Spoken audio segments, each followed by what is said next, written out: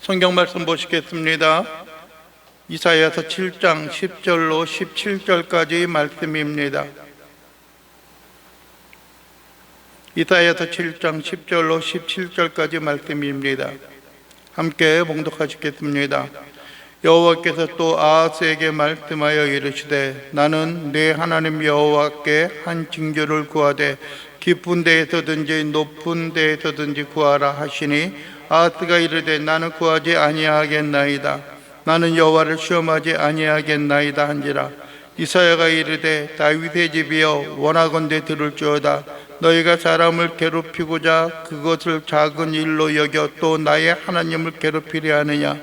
그러므로 주께서 친히 징조를 너희에게 주실 것이라. 보라, 처녀가 잉태하여 아들을 낳을 것이요 그의 이름을 임마누엘이라 하리라. 그가 악을 버리며 선을 택할 줄 알 때가 되면 엉긴 젖과 꿀을 먹을 것이라. 대저 이 아이가 악을 버리며 선을 택할 줄 알기 전에 내가 미워하는 두 왕의 땅이 황폐하게 되리라.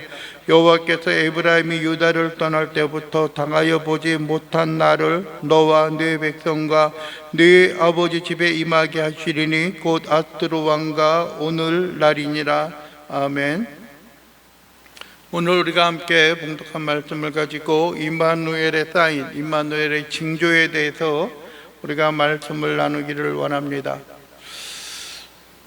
어떻게 보면은 오늘 우리가 함께 봉독한 7장 14절에 있는 말씀은 누가복음에서도 우리가 익히 있었던 그런 말씀이고, 또 이 성탄의 때가 되어지면은 또 한 번 정도는 우리가 되새겨보고 듣게 되어질 말씀입니다. 보라, 처녀가 잉태하여 아들을 낳을 것이요 그 이름을 임마누엘이라 하리라. 임마누엘. 임마누엘이 무슨 뜻이에요? 네? 뭐라고요? 임마누엘이 뭐라 그래요? 그건 예수고, 한번 누가복음에 있는 말씀 볼까요?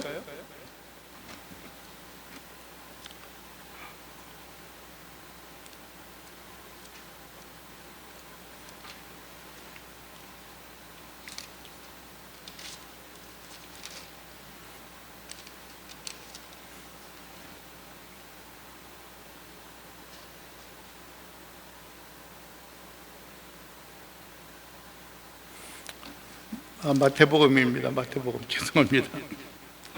마태복음 1장 23절.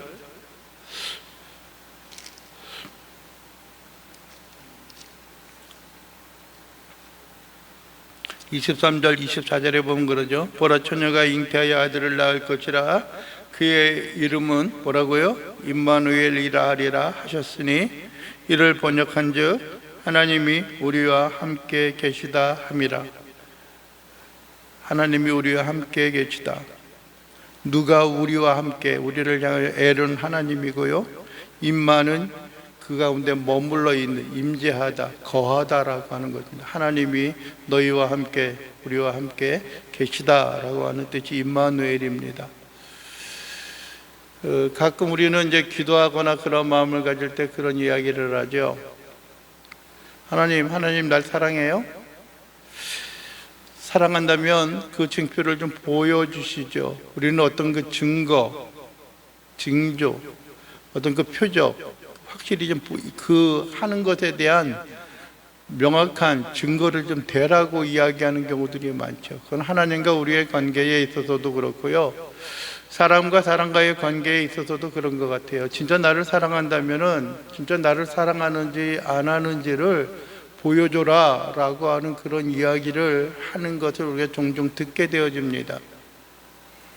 그런데 오늘도 보게 되면 하나님께서 그 당시 유다 나라에 있는 왕 아하스에게 말씀합니다. 여호와께서 말씀하여 이르시되 너는 네 하나님 여호와께 한 징조를 구하되 깊은 데에서든지 높은 데에서든지 구하라 하시니 라고 말합니다. 한 징조를 구하라. 하나님이 직접 아하스에게 진짜 어떤 하나님의 살아계심과 하나님의 능력을 확증할 수 있는 그런 사인, 그런 징조를 구하라 라고 말씀을 하고 있습니다.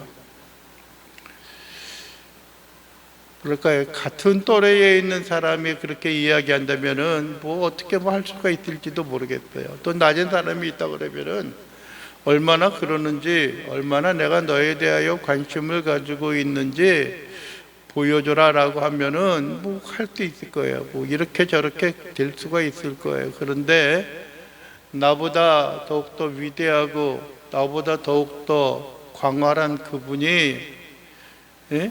징조를 구하라 라고 하면은 감히 내가 무슨 말을 할 수 있을까 라고 하는 거예요. 참 내가 무엇인가 잘못했나, 어리석음이 있나 라고 하는 거예요.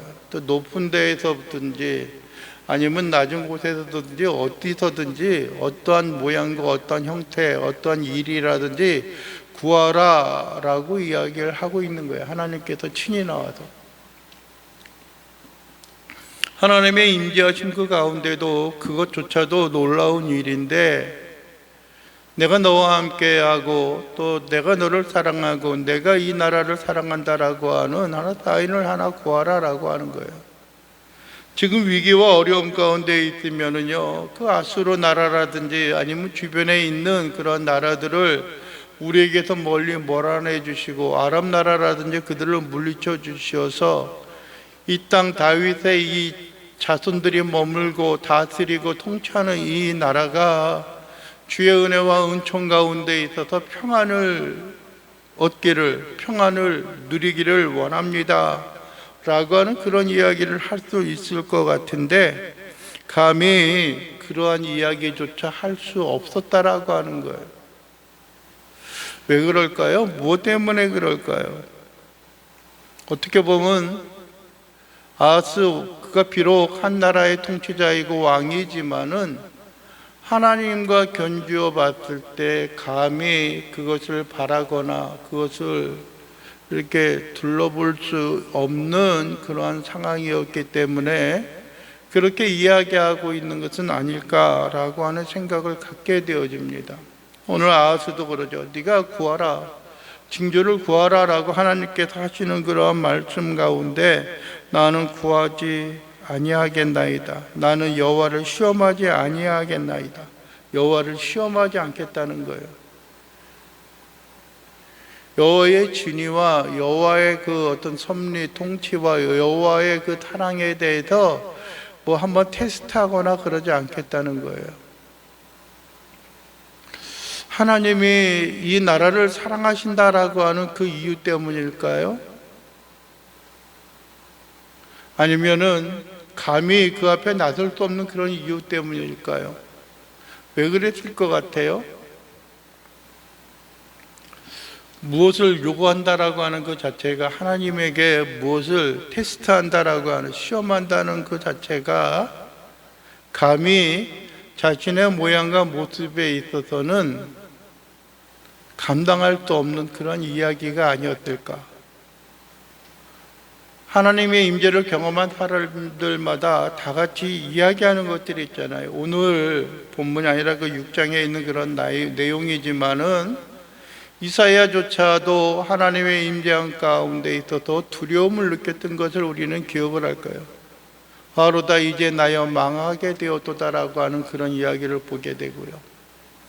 여러분들이 잘 아는 이스라엘의 사사들 가운데도 그렇잖아요. 기드온이 그러잖아요. 예? 곡식 떠는 그 맷돌 거기에서 연자에서 뭐를 하고 있었어요? 포도주를 즙을 짜고 있었잖아요. 그랬을 때 임자였을 때도, 주의 천사를 보았을 때도 바로다 나여 망하게 되었도다 라고 하는 이야기들처럼 감히 우리 인간의 모양과 모습이 하나님 앞에 나서고 하나님 앞에 이렇게 대면한다라고 하는 그 자체가 보통 문제가 아니었을 거예요. 우리가 가장 위대한 지도자, 통치자였던 모세조차도 그러잖아요.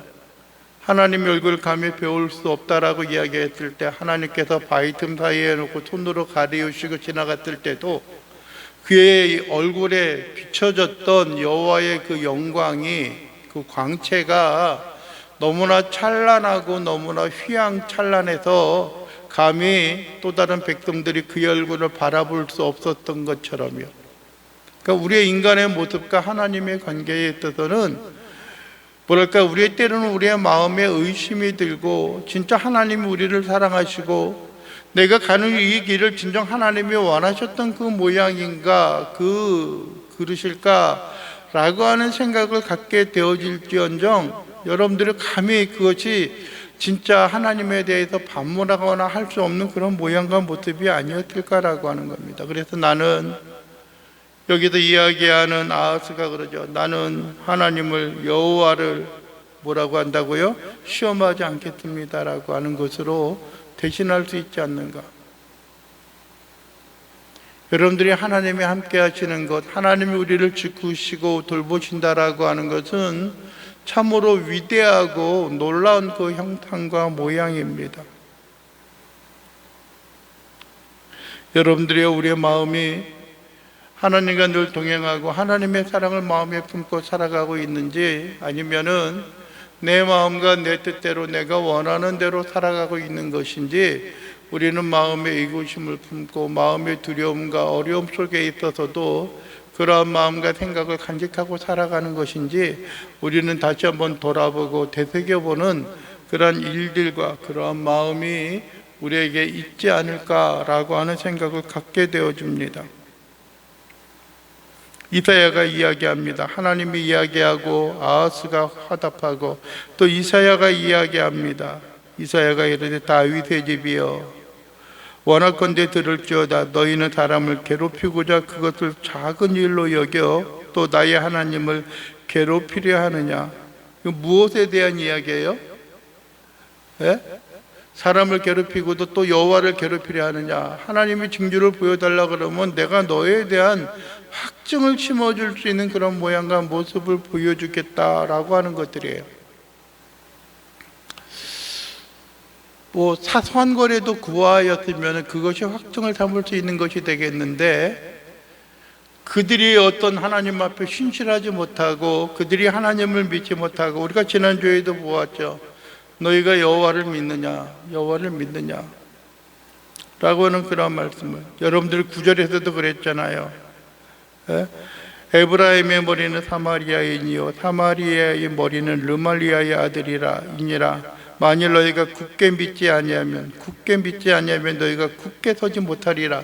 너희가 믿지 아니하면 이라고 하는 그런 말씀을 했을 때, 그걸로 인해서 그 백성들이 고난과 고통을 당하였는데, 다윗의 집이여 라고 하는 것은 다윗의 왕가의 그 혈통도 의미하는 것이기도 하지만, 또 한 면에 있어서는 남한강 유다 백성들 전체를 의미하는 그런 것들입니다. 왜? 다윗의 자손들이 다스리는, 다윗의 왕권이 그대로 존속되어져 가는. 여러분들이 이거 보면은 가장 북왕국 이스라엘과의 차이점이 뭐냐면은, 남왕국의 왕들의 그 혈통은 다윗의 자손이 끊임없이 이어져 왔어요. 그런데 북왕국 이스라엘의 그 왕권을 보게 되면은요, 왕들은 계속 있어졌지만은 그 혈통이 끊임없이 반란과 반란을 통해서 바뀌어졌던 그 모습을 보게 되어지는 거예요. 그래서 다윗의 자손이여 라고 하는 것은, 다윗의 집이여 라고 하는 것은 그 왕권을 의미하는 것이기도 하지만, 또 한 가지 그 남왕국 유다 땅을 이야기하는 거예요. 뭐 우리가 뭐 단군의 자손이여 라고 이야기하면서 별의별 생각을 다 하고 있는 것처럼요, 여러분이 남한에 있었던 그 혈통과 그 어떤 통치권에 대한 것들도 우리가 좀 생각을 해봐야 하는 것들이 있습니다. 그래서 너희가 이스라엘 사람을 괴롭힌 것처럼 또 여호와 하나님부터 괴롭히려고 하느냐라고 이야기하는 거예요. 하나님에 대한 서로 간의 굳건한 신뢰를 확인하고 마음에 새길 수 있는 것들이 있습니다. 그러므로 주께서 친히 징조를 너에게 주실 것이다. 내 징조를 구하라 그랬더니 네가 감히 나는 하나님을, 여호와를 시험하지 할 수 없습니다 라고 하면서 멀어졌던 것처럼 그런 대답을 했는데, 뭐라고 이야기하는 거예요? 주께서, 여호와께서 친히 징조를 주실 것인데 처녀가 잉태하여 아들을 낳을 것이요 그의 이름을 임마누엘이라 하리라. 처녀가 잉태하여 아들을 낳을 것이요. 여기서 말하는, 여러분들이요 뭐 처녀라고 이야기하는 그러한 그 말씀을 이야기하는데, 어떠한 사람은 뭐 처녀라고 이야기하는 게 뭐 출산을 전혀 안 한 사람, 성관계를 갖지 아니한 사람을 의미하는 것이다라고 이야기하는 것 사람들도 있고요. 좀 진보적이고 그렇지 못한 사람들은 결혼하지 아니한 여자들을 의미하는 것이다라고 하는 거예요. 뭐 결혼하지 아니해야 될 뿐이지 어떤 성관계를 다 가질 수 있는 그러한 사람이기도 하기 때문에 뭐 이것에 대해서 동정녀 탄생을 부인하는 그러한 모양, 또 그렇게 주장하는 사람들도 없지 않아 있어요. 그러나 정통적인 어떤 그 보수적인 바른 그 신앙 속에 있는 사람들은 여기서 처녀라고 이야기하는 것은 남자와의 어떤 성적인 관계를 맺지 아니하는 순결한 그 여인을 의미한다라고 그렇게 주장을 합니다. 그리고 그의 이름을 자녀를 낳을 텐데 임마누엘이라. 아까 우리가 보았던 마태복음 1장 23절에서 이야기하고 있는 것처럼 처녀가 잉태하여 아들을 낳을 것이요 라고 이야기했던 것처럼 흔히 신약 성경에 와서 마리아가 임신하여서 아들을 낳는 그 사건에 대한 하나의 예언이다라고 이야기하는 것입니다. 어떻게 보면 이것을 통하여서 구원의 서광이 비춰지는 것이고요, 구원의 역사와 능력이 나타나고 있는 그런 모양과 그러한 말씀입니다. 그가, 이게 누구예요? 그가는 이스라엘에 낳은 그자 임마누엘인 그 아들이 악을 버리고 선을 택할 줄 알 때가 되면 엉긴 젖과 꿀을 먹을 것이요. 엉긴 젖은 뭘까요? 엉긴 젖, 아마 치즈와 같은 그런 것일 것 같아요. 엉긴 젖을 먹고 꿀을 먹을 줄 알 때에 먹게 될 것이다 라고 하는 게, 무엇인가 택할 수 있을 때 대저 이 아이가 악을 버리며 선을 택할 줄 알기 전에 네가 미워하는 두 왕의 땅이 황폐하게 되리라. 네가 미워하는 두 왕의 땅이 황폐하게 되리라. 그것은 첫째는 무엇을 의미할까요? 그 당시 시대적인 상황으로 보게 되면은 아람 나라, 아수르 나라를 의미하는 것이고, 또 뿐만 아니라 후에 또 통치하게 되어지는 바벨론조차도 모든 것을 다 내려놓고 멸망하게 되어질 것이다 라고 하는 것들입니다. 신약에 있어서 돌아와서 따지면 그렇습니다. 여러분들 로마 제국이 멸망하게 되어질 것이고요, 그 나라 유다를 다스리는 그런 악한 다릭들과 악이들이 다 무엇인가 멸망의 길로 인하여서 참된 평화와 참된 나라를 구하게 될 것이다 라고 하는 것입니다. 여러분들이요, 우리가 사는 이 시대에도 그렇습니다. 모든 악한 자들이 우리를 엄몰하고 우리를 짓누르고 우리를 억압할 그때가 되었지만은, 그러나 하나님께서 임재하시고 하나님께서 우리에게 징표로 우리에게 새로운 힘과 능력을 보여주실 때에는 더 이상 그들이 우리를 위협하고 우리를 어려움과 고통 가운데 빠져들게 하는 그러한 일들은 일어나지 않을 것이다 라고 하는 것입니다. 여러분들이, 우리는 그렇습니다. 하나님 그때가 언제입니까? 하나님 그때를 우리에게 보여주시고 우리에게 확정하여 주시옵소서라고 하는 그런 간구와 소원이 있는데, 여러분들이 그것에 대해서 하나님의 사인과 하나님의 모양을 좀 우리에게 보여주고 비추어주는 그러한 일들이 있기도 합니다. 사람들은 종종 꿈을 꾸는 경우들이 있어요. 꿈 꾸나요? 근데 그 꿈이 뭐였는지, 뭔가 꿈을 꾼 것 같은데 그 꿈이 생각나지 않는 그러한 것들도 있어요. 그죠? 분명 꿈 꿨는데 그 꿈이 뭐였지? 무엇을 의미하는 것일까는 둘째치고라도 그 꿈 내용이 뭐였지? 라고 희미하게 여겨지는 그런 것들이 너무나 많아요. 어떤 때도 꿈을 꾸게 되면은 시간은 많이 지나가고 있었던 그런 모양들이 있지만은, 그러나 한 면에 있어서는 뭐냐면은 그 꿈이 앞으로 이루어질 것 같은 그러한 생각도 들기도 하고요, 또 과거에 있었던 어떠한 일을 회상하는 그러한 것들이 되어지기도 하는 것 같아요. 요즘에 전에 꾸지 않던 꿈들을 가끔 꾸는 것 같아요, 저도.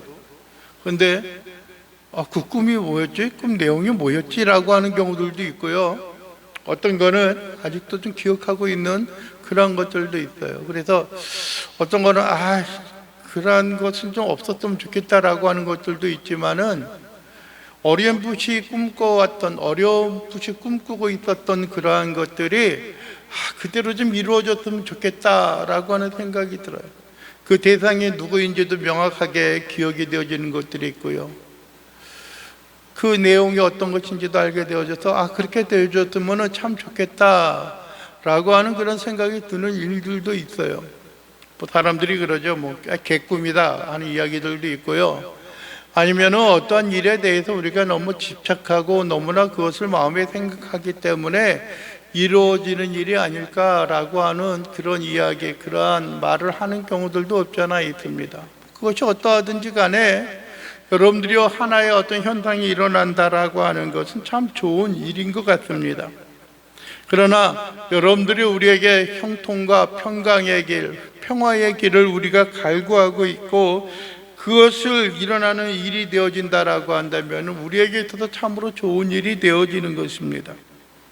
여러분들의 문제는 무엇입니까? 여러분들이요, 오늘 우리의 생애와 우리의 삶 속에 있어서 하나님께서 네가 징조를 구하라 라고 이야기했을 때 거기에는 아직까지 우리를 향한 그 하나님의 사랑과 하나님의 그 뜻이 좀 아직도 남아있고 담겨있지 않을까라고 하는 것입니다.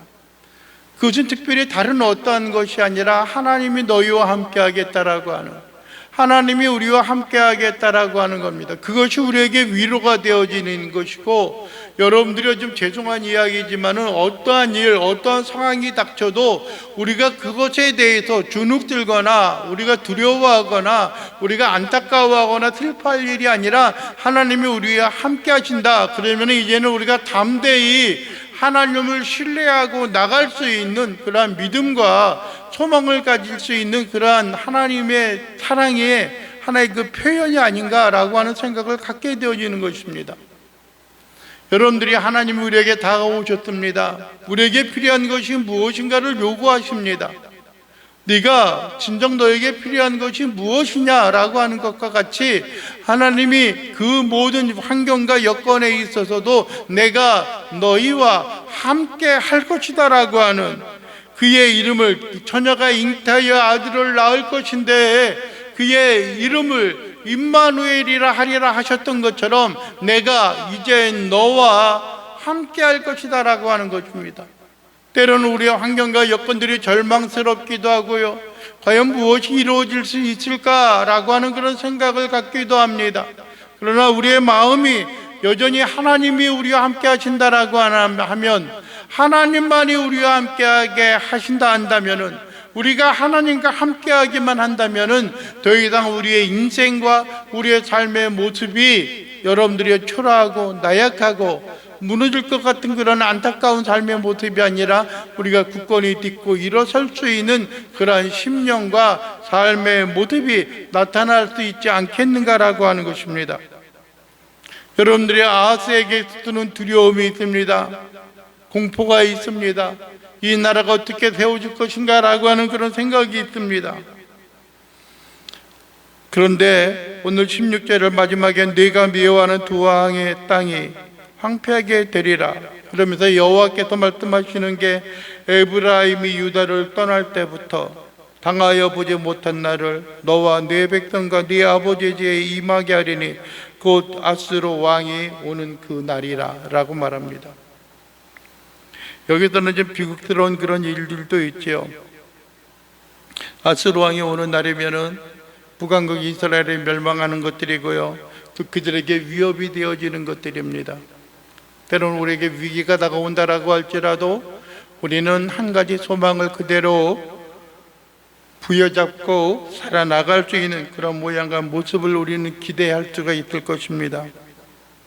여호와께서 에브라임이 유다를 떠날 때부터, 에브라임이 유다를 떠나는 건 뭘 말하는 거예요? 남왕국과 북왕국 이스라엘이 갈라지는 것들이죠. 그것이 있던 때부터 당하여 보지 못한 날들, 전혀 없던 날들이 임하게 될 것이다 라고 하는 그런 일입니다. 슬픔이 있고 좌절이 되어지는 그런 모양과 모습이 있고 다툼이 되어지는 그런 모습이 있다라고 할지라도 그때부터 시작이 되어질 것입니다. 그러나 하나님이 그들과 함께하는 그 징조의 역사와 능력들이 우리의 10년간 삶 속에 때로는 힘이 들고 고달픈 일이 있고요, 갈라지고 아픔이 있다라고 할지라도 그 가운데 주의 영과 능력과 권능이 우리의 10년간 삶 속에 있는 그런 모양과 모습이 임재하고 나타날 수 있게 되어지는 그날을 우리가 소망하고 경주하며 나갈 수 있는 귀한 믿음의 자녀요 백성들의 삶이 되어질 수 있기를 원합니다.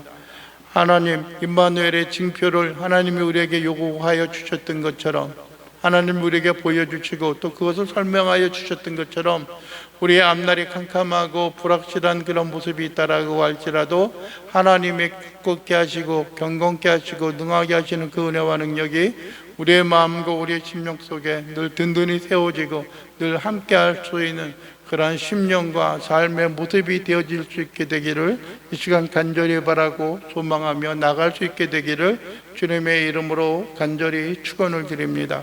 기도하겠습니다. 사랑과 은혜가 풍성하신 우리 주 여호와 하나님 아버지, 우리의 심령과 삶이 연약합니다. 부족합니다.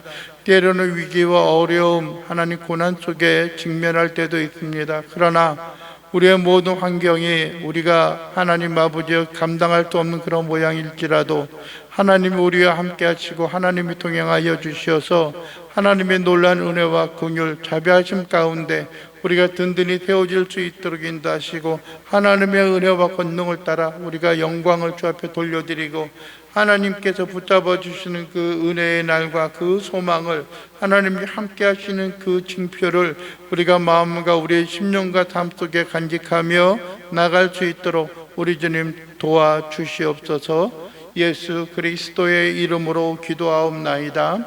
아멘.